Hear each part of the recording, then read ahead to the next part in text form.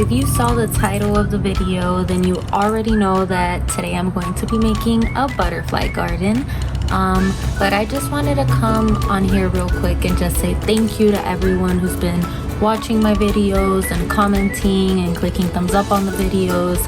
I never really expected when I started doing this that anyone would even watch it, so I'm surprised that there's even, you know, like a couple hundred people watching them. So keep watching and keep liking and commenting. I respond and read to all the comments. So yeah, thank you guys, and I hope you enjoy the video. Let's get into it. Okay.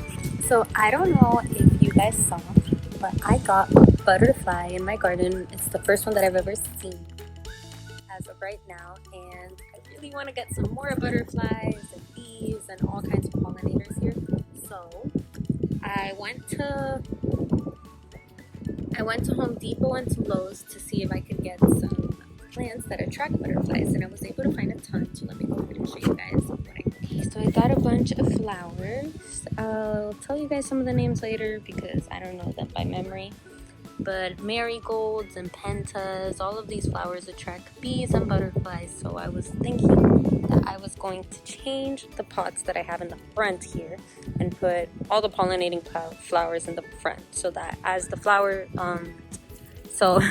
as the butterflies and the bees, as they go by, then they'll see all the colorful flowers and all of the pollinators and things like that. It'll catch their eye and they'll head over to my garden area over here.